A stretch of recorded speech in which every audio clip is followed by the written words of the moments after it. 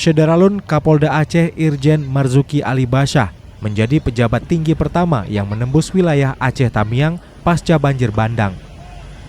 Kapolda memimpin pembersihan jalan dari bangkai kendaraan dan puing sebelum berhasil masuk Kuala Simpang pada Senin 1 Desember 2025. Warga terlihat letih, berlumur lumpur, bahkan terpaksa menyaring air banjir untuk minum. Marzuki membagikan makanan dan minuman yang dibawanya. Seluruh kantor pemerintah lumpuh termasuk Polres dan Kodim. 90% wilayah Aceh Tamiang terendam, aktivitas sosial ekonomi terhenti total. Ia akhirnya bertemu Bupati Armia Fahmi dan Kapolres Mulyadi yang kelelahan. Aceh diterjang siklon tropis Senyar sejak akhir November. Hujan ekstrim dan longsor telah merenggut ratusan nyawa dan ratusan lainnya masih berstatus hilang.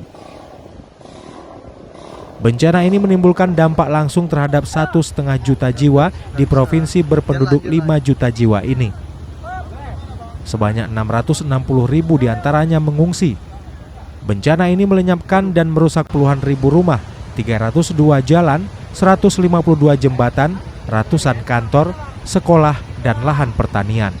Aceh Tamiang menjadi daerah paling parah, disusul Aceh Utara, Bener Meriah, Aceh Tengah, dan Gayo Lues. Sejak 28 November, Marzuki memimpin langsung operasi darurat.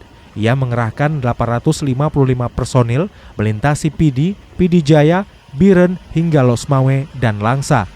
Jembatan putus, jalanan terendam, bahkan harus melintasi sungai dengan perahu. Instruksi yang sama diberikan kepada seluruh Kapolres, fokus membantu warga. Di Aceh Tamiang, Kapolda membawa genset untuk membuka jalur komunikasi melalui Starlink, sehingga bantuan bisa datang melalui udara dan laut. Setelah 4 hari perjalanan, Marzuki kembali ke Banda Aceh pada 2 Desember. Ia langsung memimpin rapat koordinasi dan memastikan seluruh Polres bergerak cepat membantu korban. Kita tumbusin dulu ke sana ya.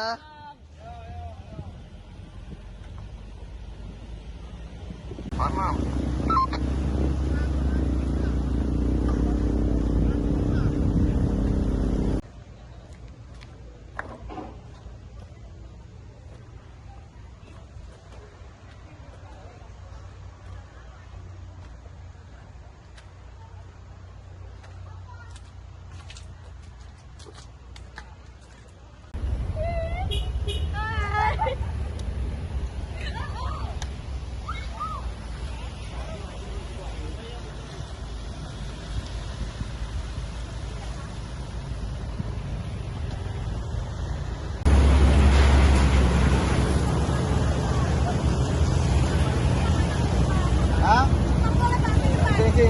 Tunggu. Nanti nggak bisa jalan.